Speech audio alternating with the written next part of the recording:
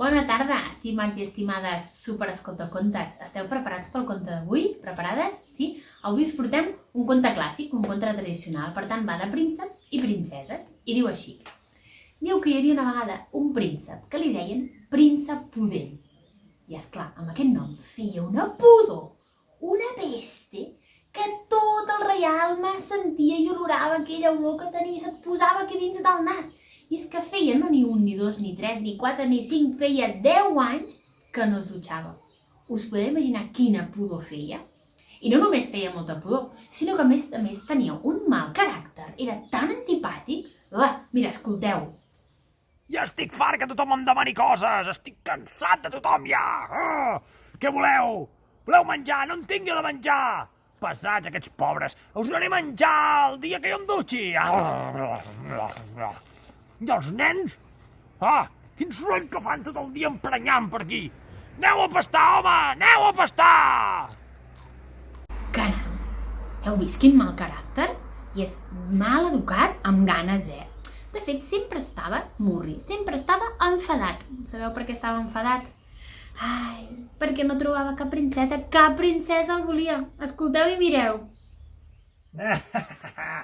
Princesa, jo tinc un pla infal·lible. No fallarà, no fallarà. Raptaré una princesa. I així s'enamorarà de mi. I sí, va raptar a una princesa, a la princesa Mirandolina, que era tan fina i tan bonica. Però esclar, conviure amb el príncep pudent era un desastre. La princesa només feia que plorar, cridar, intentar-se escapar i no podia de cap manera, la tenia tancada a dins d'una habitació. Però com que estem a dins d'un conte tradicional, la princesa Mirandolina estava casada amb el príncep Valent.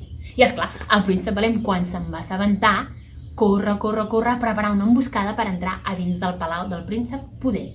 Va cavar un túnel per passar per sota del fossar i entrar directament a dins del palau. Un cop a dins, el príncep Valent va anar a buscar a l'habitació on hi havia el príncep pudent i va treure la seva espasa.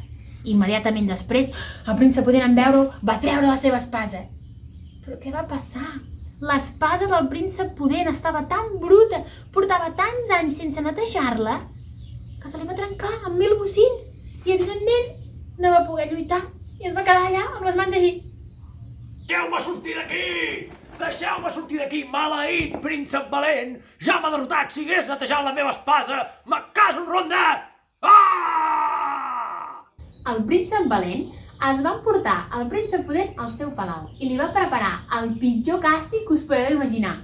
Dutxar-lo i netejar-lo. Van estar ben bé tot un dia sencer traient-li tota la brutícia que tenia dins del cos, a les orelles, als forats del nas, entre les ungles, aquí sota i també per aquí darrere. Al cap de tantes hores, el príncep pudent va sortir d'aquella sala net, polit i arreglat. I fins i tot li havia canviat el caràcter. Això de banyar-se ha estat del tot al·lucinant. Haig de dir que aquesta nova sensació és del tot reconfortant. Crec que ho faré més això i que em banyaré de tant en tant. Mireu si va canviar el nostre príncep pudent. Que el príncep Valent i la princesa Mirandolina van decidir convidar-lo al seu casament. I allà s'hi va presentar net, polit i ben arreglat. Tothom que no el va veure va quedar meravellat. I des d'aquell dia ningú més li va dir príncep pudent. I vet aquí un gos, i vet aquí un gat, que aquest conte ja s'ha acabat.